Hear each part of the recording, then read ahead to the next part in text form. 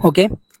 English గ్రామర్‌లో భాగంగా ఇప్పటి వరకు మనం పార్ట్స్ ఆఫ్ స్పీచ్ కంప్లీట్‌గా నేర్చుకున్నాం. దాంతో పాటు ఆర్టికల్స్ కూడా కంప్లీట్‌గా నేర్చుకున్నాం కదా! సో, నెక్స్ట్ మనకి సబ్జెక్ట్ వర్బ్ అగ్రీమెంట్ ఉంటదండి. సో, సబ్జెక్ట్ వర్బ్ అగ్రీమెంట్ అంటే ఏంటంటే, ఒక సెంటెన్స్ ఉంటది. ఒక పూర్తి వాక్యం ఉంటదనుకోండి. ఆ వాక్యంలోనే మనకి మొదట ఉండేది సబ్జెక్ట్ కదా! ఆ సబ్జెక్ట్‌కి, వర్బ్‌కి ఆబ్జెక్ట్ ఉంటది. ఈ ఒక సెంటెన్స్‌లో వచ్చేసి మనకి సబ్జెక్ట్, వర్బ్, ఆబ్జెక్ట్ ఉంటది కదా! ఇప్పుడు ఆ సెంటెన్స్‌లోన ఆ సబ్జెక్ట్‌కి, ఆ వర్బ్‌కి ఉండే సంబంధాన్ని తెలియజేసేదే సబ్జెక్ట్ వర్బ్ అగ్రీమెంట్ అనమాట. ఇప్పుడు ఒక సెంటెన్సెస్‌లోన ఒక సబ్జెక్ట్‌ని బేస్ చేసుకొని ఆ వర్బ్ యొక్క ఫార్మ్ డిసైడ్ అవుతదనమాట. ఇప్పుడు ఆ సబ్జెక్ట్ వచ్చేసి ఒక సింగులర్ సబ్జెక్ట్ ఉందనుకోండి. ఆ వర్బ్ ఫార్మ్ సింగులర్ ఫార్మ్‌లోనే వస్తది. సో, ఆ సబ్జెక్ట్‌ని బేస్ చేసుకొని ఆ వర్బ్ ఫార్మ్ అనేది మనకి చేంజ్ అవుతదనమాట. ఇప్పుడు అక్కడ ఫస్ట్ పర్సన్ ఉంటే ఎలా ఉంటది? సెకండ్ పర్సన్ ఉంటే ఎలా ఉంటది? తర్వాత థర్డ్ పర్సన్ అంటే ఎలా ఉంటది? ఇప్పుడు మనకి first person, second person, third person గురించి చెప్పా కదా ఇంతకుముందే. సో, ఫస్ట్ పర్సన్ అంటే ఐ, సెకండ్ పర్సన్ అంటే యూ, థర్డ్ పర్సన్ అంటే షీ, హీ, తర్వాత దే, దెమ్ ఇలా వస్తారనమాట. అంటే మొదటి పర్సన్ నేను, సెకండ్ పర్సన్ మీరు, మిగతా థర్డ్ పర్సన్ ఎవరంటే అతను, ఆమె, వాళ్ళు వీళ్ళొస్తారనమాట. సో, అలా ఉంటది. ఈ first person, second person, third person వీళ్ళు సింగులరా, ప్లూరలా దాన్ని బట్టి కూడా ఈ వర్బ్ ఫార్మ్స్ వి1, వి2 తర్వాత ఐఎన్‌జీ ఫార్మ్స్ ఇవి చేంజ్ అవుతాయన్నమాట. సో, దీన్ని తెలుసుకోవడమే మనకి సబ్జెక్ట్ వర్బ్ అగ్రీమెంట్. ఇవి చాలా చాలా ఇంపార్టెంట్ అండి. మనకి సిలబస్‌లో కూడా మెన్షన్ చేశాడు కదా! ఎర్రర్ స్పాటింగ్‌లోన తర్వాత సెంటెన్స్ కరెక్షన్‌లోన ఫిల్ ఇన్ ద బ్లాంక్స్‌లోన ఇవి చాలా ఎక్కువగా అడుగుతారు. మనకి ఫిల్ ఇన్ ద బ్లాంక్స్ గాని, ఎర్రర్ స్పాటింగ్స్‌లో గాని ఫస్ట్ మనకి పార్ట్స్ ఆఫ్ స్పీచ్ వచ్చిండాల. తర్వాత ఆర్టికల్స్ వచ్చిండాల. తర్వాత వర్బ్ అగ్రీమెంట్ వచ్చిండాల. సబ్జెక్ట్ వర్బ్ అగ్రీమెంట్ వస్తే మనం ఆల్మోస్ట్ చేసేయగలం. దీంతో పాటు కొంచెం టెన్సెస్ నేర్చుకోవాలి. తర్వాత డైరెక్ట్ ఇండైరెక్ట్ స్పీచ్ కూడా నేర్చుకోవాలి. సో, అవి కూడా నెక్స్ట్ క్లాస్‌లో నేర్చుకుందాం. సో, ఫస్ట్ అయితే సబ్జెక్ట్ వర్బ్ అగ్రీమెంట్ గురించి నేర్చుకుందాం. సో, దీంట్లో కొన్ని రూల్స్ ఉంటాయి. మొత్తం రూల్సే ఉంటాయండి. రూల్స్‌ని జాగ్రత్తగా చదివి మనం అర్థం చేసుకోగలిగితే ఇది ఈజీగానే ఉంటదండి. సో, జాగ్రత్తగా చదివి అర్థం చేసుకోండి. సో, సబ్జెక్ట్ వర్బ్ అగ్రీమెంట్‌లో ఇందాక చెప్పాను. సింగులర్ సబ్జెక్ట్ ఉన్నప్పుడు సింగులర్ వర్బ్ ఉండాల. ఇక్కడ సింగులర్ సబ్జెక్ట్‌గా ఏమైనా ఉండొచ్చు. ఐ ఉండొచ్చు, హీ ఉండొచ్చు, షీ ఉండొచ్చు, ఇట్ ఉండొచ్చు, ఒక బాయ్ ఉండొచ్చు. ఇవన్నీ సింగులర్స్ కదా! సో, సింగులర్ సబ్జెక్ట్ ఉన్నప్పుడు వర్బ్ కూడా సింగిల్‌గానే ఉండాలనమాట. ఇక్కడ కింద ఒక ఎగ్జాంపుల్ ఉండొచ్చు చూడండి. She, she is reading a book అని ఉంది. ఇక్కడ షీ అనేది సింగులర్ కదా! ప్లూరల్ కాదు కదా! సో, షీ అనేది ఒక్కరే కదా! ఒక ఆమె కాబట్టి ఈజ్ అని వాడారు. ఈజ్‌ని మనం ఇంతకుముందు ఫస్ట్ వర్బ్ ఫార్మ్స్ చెప్పినప్పుడు చెప్పాను నీకు. సింగులర్ ఉన్నప్పుడు ఈజ్ వాడతారు. ప్లూరల్ ఉన్నప్పుడు ఆర్ అని వాడతారు అని చెప్పాను కదా! సో, ఇక్కడ షీ అనేది ఒకరు కాబట్టి ఇక్కడ ఈజ్‌ని వాడతారన్నమాట. She is reading a book అని. ఇక్కడ ఈజ్‌ని దేన్ని బేస్ చేసుకొని వాడారంటే ఇక్కడ సబ్జెక్ట్‌ని బేస్ చేసుకొని వాడారన్నమాట. సో, ఇన్‌కరెక్ట్ సెంటెన్స్ దాన్ని ఎలా చేంజ్ చేసేది? ఇన్‌కరెక్ట్ సెంటెన్సెస్ ఎలా ఉండేది? షీ ఆర్ రీడింగ్ అనేది ఉంది. సో, దీన్ని మనం కరెక్ట్ చేయాలంటే ఆర్ ప్లేస్‌లో ఈజ్ పెట్టాల. సో, ఇక్కడ ఎర్రర్ స్పాటింగ్స్ ఎలా ఉంటాయంటే ఇలానే ఉంటాయి చూడండి. షీ ఆర్ రీడింగ్ అని ఇస్తారు. సో, మనకి ఆర్ అనేది రాంగ్ కాబట్టి she is reading a book అని మనం పెట్టాలన్నమాట. సో, ఇలా ఉంటాయి error spottings. She dash reading a book అన్న ఇచ్చారనుకోండి, మనము అక్కడ ఫిల్ ఇన్ ద బ్లాంక్స్‌లో ఉన్న ఈజా, ఆరా, దెన్ ఏదో ఒకటి ఇస్తాడు. సో, మనం ఆ ఫిల్ ఇన్ ద బ్లాంక్స్‌లో ఉన్న ఈజ్ అని పెట్టాలన్నమాట. సో, ఫస్ట్ మనకి సబ్జెక్ట్‌ని బేస్ చేసుకొని ఆ వర్బ్ ఫార్మ్స్ అనేది వస్తాయన్నమాట మనకి. నెక్స్ట్ ప్లూరల్ సబ్జెక్ట్‌కి ప్లూరల్ వర్బే ఉండాల. ఇప్పుడు సింగులర్‌కి సింగులర్ ఉన్నప్పుడు ప్లూరల్‌కి ప్లూరలే ఉండాలన్నమాట. సో, ఇక్కడ ప్లూరల్ సబ్జెక్ట్ ఏమవుతుంది మనకి దే కానీ, వి కానీ, ద బాయ్స్ గాని, ది గర్ల్స్ గాని, సో, ఎవరో ఒకటి అంటే ఎక్కువ మంది ఉన్నప్పుడు. సో, సబ్జెక్ట్‌లోనే ఎక్కువ మందిని ప్లూరల్ ఫార్మ్ ఉన్నప్పుడు వర్బ్‌లో కూడా మనకి ప్లూరల్ ఫార్మ్ వస్తది.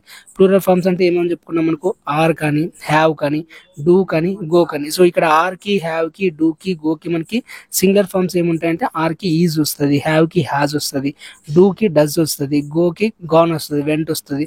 సో, ఇలా వస్తాయన్నమాట. సో, ఇవన్నీ ప్లూరల్ ఫార్మ్‌కి, సింగులర్ ఫార్మ్‌కి తేడా ఉంటది. సో, ఇక్కడ ప్లూరల్ సబ్జెక్ట్ వచ్చింది కాబట్టి మనకి వర్బ్ ఫార్మ్ కూడా ప్లూరల్ గానే ఉంటదన్నమాట. సో, ఇక్కడ ఒక ఎగ్జాంపుల్ చూసుకోండి. ద బాయ్స్ ఆర్ ప్లేయింగ్ అని ఉంది కదా! సో, ఇక్కడ ది బాయ్స్ అనేది ప్లూరల్ ఫార్మ్ అంటే ఒకరికంటే ఎక్కువ ఉన్నారు. సో, ఎక్కువ ఉంటే మనం ఈజ్ వాడతామా? ఆర్ వాడతామా? ఆర్ వాడతాం. సో, కింద ఇన్‌కరెక్ట్ సెంటెన్సెస్ చూడండి. ద బాయ్స్ ఈజ్ ప్లేయింగ్ అని ఉంది. సో, అది ఇన్‌కరెక్ట్. మనం ది బాయ్స్ ఆర్ ప్లేయింగ్ అని రాయాలన్నమాట. సో, అక్కడ ఆర్ అని రాస్తామన్నమాట. సో, నెక్స్ట్ పర్సన్ అగ్రీమెంట్ ఉంటది. సో, పర్సన్ అగ్రీమెంట్స్ బట్టి సో, ఇక్కడ పర్సన్‌ని బట్టి కూడా చేంజ్ అయితదండి. First person, second person, third person బట్టి కూడా ఇప్పుడు ఫస్ట్ పర్సన్ ఉంటే ఐ యామ్ అంటారు. సెకండ్ పర్సన్ యూ ఉంటే యూ ఆర్ అంటారు. థర్డ్ పర్సన్ హీ గాని, షీ గాని, ఇట్ గాని ఉంటే she is, that is, he is అని ఇట్లా వాడతారనమాట. సో, పర్సన్‌ని బట్టి కూడా చేంజ్ అయితాయి. ఫస్ట్ పర్సన్‌లో యామ్ అని వస్తది. ఐ యామ్, తర్వాత యూ ఆర్, తర్వాత హీ ఈజ్ ఇలా వస్తదనమాట. సో, ఇవి ఒక type of rules. Second subject verb అగ్రీమెంట్‌లోనే ముఖ్యమైన కొన్ని సందర్భాలు ఉంటాయన్నమాట.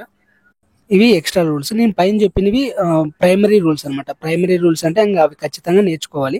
దీంతో పాటు కొన్ని గుర్తుపెట్టుకోవాలన్నమాట. కలెక్టివ్ నౌన్స్ వచ్చినప్పుడు ఎలా ఉంటుంది, తర్వాత కౌంటబుల్ నౌన్స్ వచ్చినప్పుడు ఎలా ఉంటుంది, ఇండెఫినేటివ్ ప్రొనౌన్స్లో ఎలా ఉంటుంది, ఇలా కాంపౌండ్ సబ్జెక్ట్స్ వచ్చినప్పుడు ఎలా ఉంటుంది, కొన్ని ఎగ్జాంపుల్స్తో మనం నేర్చుకుందాం. సో కలెక్టివ్ నౌన్స్ అంటే మనకు తెలుసు కదా. సో నౌన్స్లోన ఒక కలెక్షన్, ఒక మనుషులు ఉంటే ఒక మనుషుల గుంపుని, లేదంటే ఒక గ్రూప్ ఆఫ్ పీపుల్ని, లేదంటే ఒక టీమ్ని కానీ, ఒక ఫ్యామిలీని కానీ, ఒక కమిటీని కానీ, దీన్ని కలెక్టివ్ నౌన్స్ అంటారు అనమాట. సో ఇలాంటి కలెక్టివ్ నౌన్స్ వచ్చినప్పుడు దాని టైప్స్ అనమాట. దాని టైప్ని బట్టి మనకి ఇక్కడ వర్బ్ ఫామ్ చేంజ్ అవుతుంది.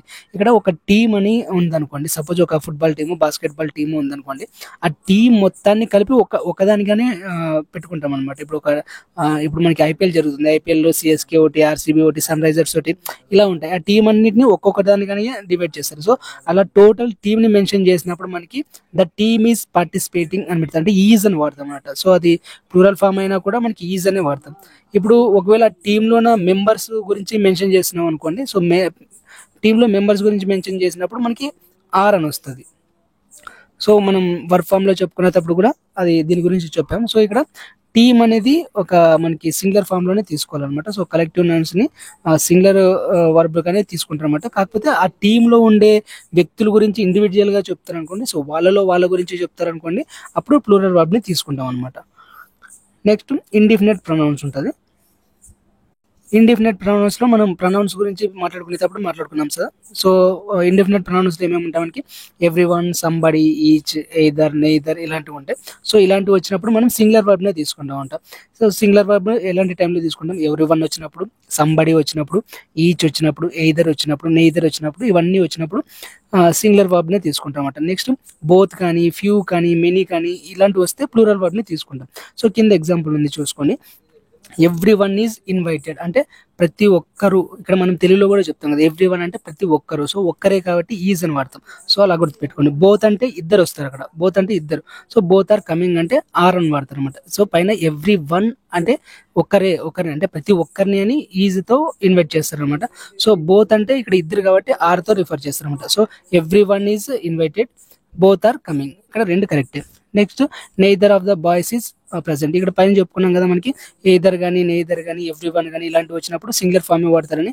So neither of the boys is present అని రాశారంట. సో ఇప్పుడు అర్థమైంది కదా. సో ప్లూరల్ ఎక్కడ వాడాలి, సింగిల్ ఎక్కడ వాడాలి. సింగులర్ వచ్చేసి ఈచ్ కానీ, ఎవ్రీ కానీ, సమ్వన్ కానీ, ఎనీ వన్ కానీ, నో బడీ, ఎయిదర్, నెయిదర్ ఇలాంటివి వచ్చినప్పుడు సింగులర్ ఫామ్స్ వాడతారు. ప్లూరల్ ఫామ్స్ అనేవి బోత్ కానీ, ఫ్యూ, మెనీ, సెవరల్ ఇలాంటివి వచ్చినప్పుడు ప్లూరల్ ఫామ్ పడుతుంది. కొన్ని వాటికి నౌన్ బట్టి కానీ చేంజ్ అవుతుంది అనమాట. సో నౌన్లోన ప్లూరల్ నౌన్ ఉందా, తర్వాత సింగులర్ నౌన్ ఉందా, దాన్ని బట్టి కూడా మనకి చేంజ్ అవుతుంది సబ్జెక్టు. సో సింగులర్ సబ్జెక్ట్ ఉందా, ప్లూరల్ సబ్జెక్ట్ ఉందా, దాన్ని బట్టి కూడా కొన్నిసార్లు చేంజ్ అవుతుంది అనమాట. నెక్స్ట్ కాంపౌండ్ సబ్జెక్ట్స్ ఉంటాయి. సో కాంపౌండ్ సబ్జెక్ట్స్ అంటే మనకి సబ్జెక్ట్స్ ఒకటి కంటే ఎక్కువ ఉంటాయండి. ఒకటి లేదా రెండు లేదా అంతకంటే ఎక్కువ సబ్జెక్ట్ని అండ్ యూజ్ చేసి కలిపితే దాన్ని కాంపౌండ్ సబ్జెక్ట్స్ అంటారు అనమాట.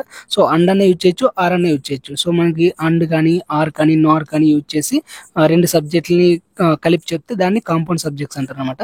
సో ఇలా కాంపౌండ్ సబ్జెక్టులు వచ్చినప్పుడు అక్కడ ప్లూరల్ ఫామ్ వాడాలా, సింగులర్ ఫామ్ వాడాలా అంటే, ఇప్పుడు రామ్ అండ్ సీత అండ్ వచ్చినప్పుడు మనం ఖచ్చితంగా ఆర్ అని వాడాలండి. సో అంటే ప్లూరల్ ఫామ్ వాడాలి. అండ్ వచ్చినప్పుడు ప్లూరల్ ఫామ్ వాడాలి. ఆర్ వచ్చినప్పుడు కొన్నిసార్లు ఈజ్ వాడతాం. సో మ్యాక్సిమం టైమ్స్లోనే ఈజ్ వాడతాం, కొన్నిసార్లు ఆర్ వాడాల్సి వస్తుంది అనమాట. సో ఇప్పుడు Rama and Sita are coming అంటే ఇక్కడ అండ్ వాడాం కాబట్టి ప్లూరల్ ఫామ్ వాడుతున్నాం ఆర్ అని. ఇక్కడ ఒకవేళ ఆర్ అని వాడినాం అనుకోండి, ఇప్పుడు రాముడు సీత ఇద్దరు కలిసి వస్తున్నారు కాబట్టి ఇద్దరు అవుతారు. అక్కడ ఇద్దరు వచ్చినప్పుడు మనకి ప్లూరల్ అవుతుంది సబ్జెక్ట్. సో ప్లూరల్ సబ్జెక్ట్ వచ్చినప్పుడు మనకి ప్లూరల్ ఫామ్లోనే వాడాలి కాబట్టి, సో రామ అండ్ సీత ఇద్దరు కాబట్టి వాళ్ళు ఆర్ అని వాడతాం అనమాట. రాముడు లేదా సీత ఎవరో ఒక్కరే, సో రాముడు లేదంటే సీత ఎవరో ఒక్కరే వస్తున్నారంటే ఒక్కరే వస్తారు. సో ఒక్కరు ఈజ్ కమింగ్ అంటారు. సో ఈజ్ అని వాడతాం, ఒక్కరికి సింగులర్ కాబట్టి ఈజ్ అని వాడతాం అనమాట. సో ఇక్కడ neither the boys nor the girls is present, ఒక్క బాయ్ రాలేదు, ఒక గర్ల్ కూడా రాలేదు అంటే ఒక్కటి అని మెన్షన్ చేస్తున్నాం కాబట్టి ఇక్కడ ఈజ్ అనే వాడతాం అనమాట. So neither the boy nor the girls are here అని ఇక్కడ రాశారు. ఇక్కడ చూడండి ఫస్ట్లోన బాయ్ అని రాశారు, తర్వాత గర్ల్స్ అని రాశారు. సో ఇక్కడ గర్ల్స్ అనేది ఇక్కడ చిన్న రూల్ ఉంటుందండి. పైన ఇప్పుడు in case neither the bye అని నార్ ద గర్ల్ అని ఉంది అనుకోండి, సో అక్కడ అక్కడ ఫస్ట్ లోన సబ్జెక్ట్ ని బట్టి మనం అది సింగులర్ గానే వాడతాం అనమాట. ఇప్పుడు ఇక్కడ సబ్జెక్ట్ పక్కన మనకి ఏదైతే ఉందో దాన్ని బట్టి అది సింగులరా ప్లూరల్ అని వాడతాం అనమాట. అక్కడ పైన గర్ల్ ఉంది కాబట్టి ఈజ్ అని వాడాము, ఇక్కడ గర్ల్స్ అని ఉంది కాబట్టి ఆర్ అని వాడాము అనమాట. సో ఇక్కడ ఫస్ట్ లోనే మరి బాయ్స్ ఉన్నా బాయ్ ఉన్నా ఒకటే వాడారు కదా అంటే అది నార్ అవుతుంది, జస్ట్ అక్కడ ప్రిపోజిషన్ లాగా కూడా వాడచ్చు అనమాట. ఇక్కడ ఆర్ కానీ నార్ కానీ వాక్యాల్లో ఉంటే దాన్ని సబ్జెక్ట్ గా మనం యూజ్ చేసుకోవాలి. Next subject with phrases or clauses. కొన్ని సబ్జెక్ట్స్ కొన్ని ఎలా ఉంటాయంటే ఒక సబ్జెక్ట్ ఒక ప్రేజ్ మీద డిపెండ్ అయి ఉంటుంది అనమాట. ఇప్పుడు కింద డైరెక్ట్ ఒకసారి ఎగ్జాంపుల్ చూసుకోండి. The book on the table is mine అని ఉంది. ఇక్కడ ఆన్ ది టేబుల్, ఆ టేబుల్ ముందు ఉండే బుక్ అని పర్టికులర్ గా చెప్పారు కాబట్టి అది ఈజ్ అని వాడతారు అనమాట. సో ఇందులో ఏమవుతుంది అంటే ఇక్కడ వర్బ్ అనేది సబ్జెక్ట్ ని బట్టే మారుతుంది అనమాట. ఇప్పుడు ది బుక్ అని ఉంది, సో ఆ బుక్ పర్టికులర్ ఆ బుక్ అనేది నాది అంటే ఒక్కటే ఉంది కాబట్టి ఈజ్ అని మనమే చెప్తాం అనమాట. అంటే ఒకటే ఉంది కాబట్టి ఈజ్ అని చెప్తాం, సింగులర్ ఫామ్ అని. ఇక్కడ కింద చూడండి ద స్టూడెంట్స్ అని ఉంది. స్టూడెంట్స్ అంటే సింగులర్ ఫామ్ ప్లూరల్ ఫామ్ అంటే మనకి ఎక్కువ మంది ఉంటారు కాబట్టి plural form. So the students who fail, ఎవరైతే ఫెయిల్ అయ్యారో వాళ్ళు అప్సెట్ అయ్యారు అంటే వాళ్ళు బాధపడుతున్నారు అని అర్థం అనమాట. సో ఇక్కడ స్టూడెంట్స్ ఉంది ప్లూరల్ ఫామ్ కాబట్టి మనకి వర్బ్ ఫామ్ కూడా ఆర్ అని వస్తుంది అనమాట. నెక్స్ట్ కొన్ని టైటిల్స్ ఉన్నప్పుడు లేదంటే క్వాంటిటీస్ ఉన్నప్పుడు దూరాలు కొలిచేటప్పుడు కొలతలు కొలమానాలు పేర్లు బుక్ పేర్లు కానీ సినిమా పేర్లు కానీ ఇలాంటివి ఉన్నప్పుడు ఖచ్చితంగా సింగులర్ ఫామే వాడాలన్నమాట. ది లార్డ్ ఆఫ్ రింగ్స్ అనేది ఒక బుక్, ఆ బుక్ పేరు అది. సో ఆ బుక్ పేరు కాబట్టి దాన్ని ఈజ్ తోనే డినోట్ చేస్తాం అనమాట. 10 కిలోమీటర్స్, సో డిస్టెన్స్ అనమాట. ఇది 10 కిలోమీటర్స్ ని కూడా సింగులర్ ఫామ్ లోనే డినోట్ చేస్తాం అనమాట. 10 kilometres is a long distance అంటే 10 కిలోమీటర్స్ దాన్ని మనం సింగులర్ ఫామ్ గానే యూజ్ చేస్తాం. ఇక్కడ 10 ఉంది కదా ఆర్ అవుతుంది అని ఆర్ వస్తుంది ప్లూరల్ ఫామ్ అనుకోవద్దండి. సో 10 అనేది నంబర్, సో కిలోమీటర్స్ అనేది డిస్టెన్స్. సో డిస్టెన్స్ మెజర్ చేస్తున్నాం కాబట్టి ఈజ్ అనే వాడతాం అనమాట. నెక్స్ట్ ఇక్కడ అమౌంట్ ని కౌంట్ చేసేటప్పుడు కూడా ఈజ్ అనే వాడతామండి. సో 500 రూపీస్ అంటే ఎక్కువ కదా, అంటే ప్లూరల్ ఫామ్ కదా మనం ఆర్ వాడతామని లేదు. సో 500 రూపీస్ అనేది ఒక కౌంట్ ఆఫ్ నంబర్ కాబట్టి ఒక అమౌంట్ కాబట్టి దాన్ని ఈజ్ అనే వాడతాం అనమాట. నెక్స్ట్ కొన్ని అన్కౌంటబుల్ నౌన్స్ ఉంటాయి. కొన్ని అన్కౌంటబుల్ నౌన్స్ అంటే తెలుసు కదా, సో మనం కౌంట్ చేయలేని నౌన్స్ ని అన్కౌంటబుల్ నౌన్స్ అంటారు. ఇప్పుడు ఒక ఫర్నిచర్ కానీ వాటర్ కానీ అడ్వైస్ కూడా ఒకటి మనకి అన్కౌంటబుల్ అనే అడ్వైస్ సలహాలని కూడా కౌంట్ చేయలేం కదా మనం, నంబర్ ఆఫ్ సలహాలు ఇచ్చేయచ్చు. సో అన్కౌంటబుల్ నౌన్స్ అంటారు అనమాట. సో ఈ అన్కౌంటబుల్ నౌన్స్ వచ్చినప్పుడు ఆల్వేస్ ఎప్పుడైనా కూడా మనము సింగులర్ ఫామ్ ని తీసుకోవాలి. ద ఫర్నిచర్స్ అని అనకూడదు అనమాట. So furniture is new, is అనే వాడతాం. ఇక్కడ ఫర్నిచర్స్ వస్తే ఆర్ అని వాడుకోవచ్చు. ఫర్నిచర్స్ అనేది రాంగ్ వర్డ్ అవుతుంది. సో ఫర్నిచర్ అనేది ఎప్పుడు సింగులర్ గానే తీసుకోవాలి కాబట్టి ఈజ్ అని వాడతాం అనమాట. సో వాటర్ ని కూడా అది అన్కౌంటబుల్ నౌనే కాబట్టి ఇది ఫ్లోస్ అని వాడతాం. సో ఫ్లోస్ అనేది సింగులర్ అనమాట. సో అన్కౌంటబుల్ నౌన్స్ ని ప్లూరల్ గా చూడకూడదు, ఎప్పుడైనా కూడా దాన్ని సింగులర్ గానే యూజ్ చేయాలి. నెక్స్ట్ కొన్ని స్పెషల్ కేసెస్ ఉంటాయి అనమాట. ఎయిదర్ నైదర్ కానీ లేదంటే నాన్ కానీ ఆల్ కానీ సమ్ కానీ ఇలాంటివి వచ్చినప్పుడు ఎలా వాడాలి. సో నెయిదర్ కానీ ఎయిదర్ కానీ వచ్చినప్పుడు సింగులర్ వర్బ్ ని కాంటెక్స్ట్ బట్టి ప్లూరల్ అవుతుంది, కొన్నిసార్లు చేంజ్ అవుతుంది అనమాట. సో నాన్ కానీ ఆల్ కానీ సమ్ కానీ వచ్చినప్పుడు నౌన్ ని బట్టి సింగులరా లేదా ప్లూరల్ అనేది చేంజ్ అవుతుంది. ఇక్కడ కింద చూడండి either of the books is fine అంటే ఈ రెండు బుక్స్ లో ఏదో ఒకటి బాగుంది, ఇక్కడ సింగులర్ అని వాడతారు. None of the water is clean, ఇప్పుడు వాటర్ అనేది మనకి అన్కౌంటబుల్ నౌన్ కాబట్టి అక్కడ కూడా ఈజ్ అనే వాడారు అనమాట. సో అన్కౌంటబుల్ నౌన్ కి ఎప్పుడు సింగులరే వాడాలి. Next none of the boys అని ఉంది. ఇక్కడ పైన ఎయిదర్ ఆఫ్ ద బుక్స్ కి నన్ ఆఫ్ ద బాయ్స్ కి తేడా చూడండి. ఎయిదర్ ఆఫ్ ద బుక్స్ అంటే ఆ రెండిట్లో ఏదో ఒక బుక్ ఎయిదర్ అంటే ఏదో ఒకటి కాబట్టి ఈజ్ అని వాడాం. నన్ ఆఫ్ ద బాయ్స్ అంటే బాయ్స్ అందరూ అని వస్తుంది కాబట్టి బాయ్స్ అందరూ ఇక్కడ ఉన్నారు. So none of the boys are here అంటే ఒక్కరు కూడా బాయ్స్ అందరూ ఇక్కడ లేరు, అంటే బాయ్స్ అందరూ ఇక్కడ లేరంటే బాయ్స్ అందరూ ఆబ్సెంట్ అన్నారు. సో అందరూ ఆబ్సెంట్ కాబట్టి ఆర్ అని వాడారు అనమాట అక్కడ. All of the money, so అంత మనీ ఇస్ పోయింది అంటే మొత్తం అమౌంట్ పోయింది, మొత్తాన్ని కలిపి ఒకదానిగానే చెప్పారనమాట. సో మొత్తం మనీని ఒకదానిగానే చెప్తారు కాబట్టి ఇక్కడ ఈ సింగులర్ ఫామ్ వచ్చింది. సో అన్కౌంటబుల్ నౌన్ అనేది సో సింగులర్ ఫామే వచ్చింది. మనం అమౌంట్ ని ఎప్పుడైనా కానీ సింగులర్ ఫామ్ లోనే తీసుకోవాలి కదా. Next all of the students are present, ఇక్కడ ఆల్ ఆఫ్ ద స్టూడెంట్ అంటే అందరూ వచ్చారు కాబట్టి ఆర్ అని పడతారు అనమాట. సో నెక్స్ట్ కొన్ని ఇన్వర్టెడ్ సెంటెన్సెస్ ఉంటాయి. ఇన్వర్టెడ్ సెంటెన్స్ అంటే ఫస్ట్ వర్బ్ ఫామ్స్ వచ్చి తర్వాత మనకి సబ్జెక్ట్ వస్తుంది అనమాట. సో కింద ఎగ్జాంపుల్ చూడండి. సో వర్బ్ అనేది సబ్జెక్ట్ కంటే ముందు వచ్చినప్పుడు మనం దేన్ని వాడతాం అనేది మనకి ఆ సబ్జెక్ట్ ని బట్టి డిసైడ్ అవుతాం అనమాట. సో ఫస్ట్ ఇక్కడ మనకి ఈజ్ ద బాయ్ కమింగ్ అని క్వశ్చన్ ట్యాగ్ అడిగారు. ఈజ్ ద బాయ్ కమింగ్, ఆ అబ్బాయి వచ్చాడా. ఇక్కడ మనం దేన్ని బట్టి డిసైడ్ అవుతామంటే ఇక్కడ కూడా సబ్జెక్ట్ ని బట్టి ఈజ్ వాడాలా ఆర్ వాడాలా అనేది డిసైడ్ అవుతుంది అనమాట. సో ఫస్ట్ సెంటెన్స్ లోనే మనకి ది బాయ్ అని ఉంది, అంటే బాయ్ అంటే ఒక్కడే ఆడ, సో ఒక్కడు కాబట్టి ఈజ్ అని వాడారు. నెక్స్ట్ సెంటెన్స్ లోనే ఆర్ ద బాయ్స్ కమింగ్ అన్నారు, ద బాయ్స్ అని యూజ్ చేస్తారు కాబట్టి ఆర్ అనేది యూజ్ చేస్తాం అనమాట. Next there is a cat in the room, ఇక్కడ క్యాట్ అనేది సబ్జెక్ట్ మనకి, సో క్యాట్ అనేది ఒకటే కాబట్టి ఈజ్ అని యూజ్ చేసాం అనమాట. నెక్స్ట్ క్యాట్స్ అని కింద యూజ్ చేశాడు, క్యాట్స్ అని యూజ్ చేశాడు కాబట్టి మనకి ఆర్ అనేది మనకి ప్లూరల్ ఫామ్ ని తీసుకుంటాం అనమాట. సో ఇలా ఉంటాయి.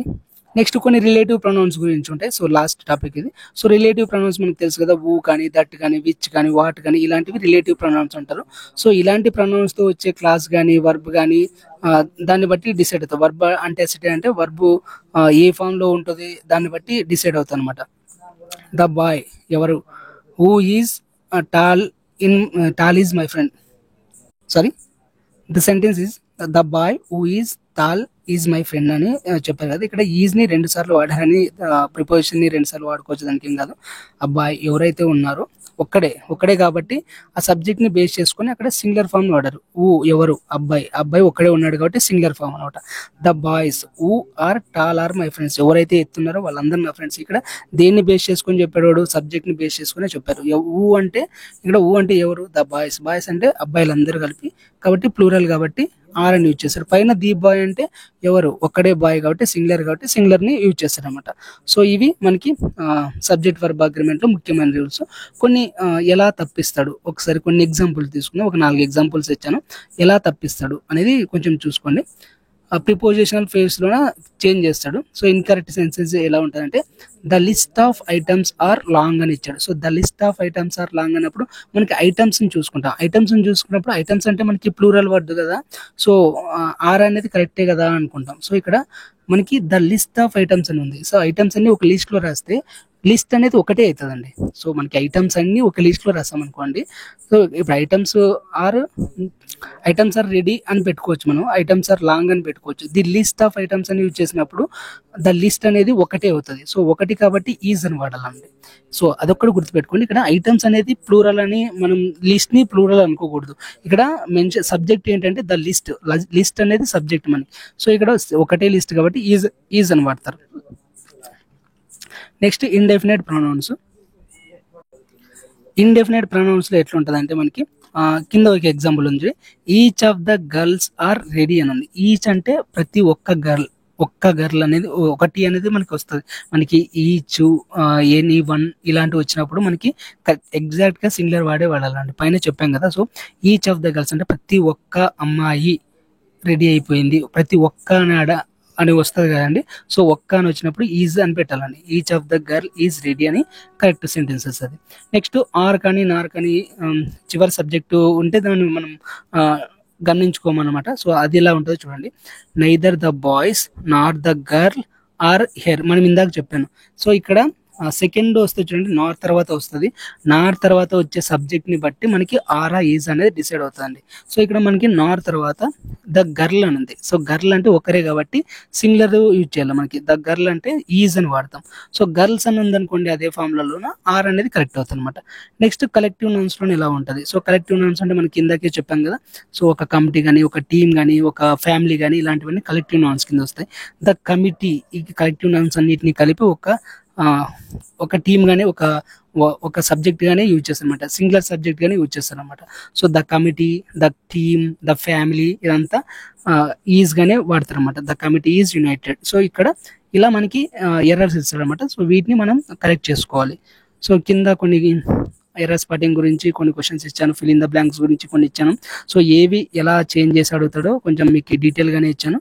సో అవి ఒకసారి చూసుకోండి. Thank you for watching. Tata.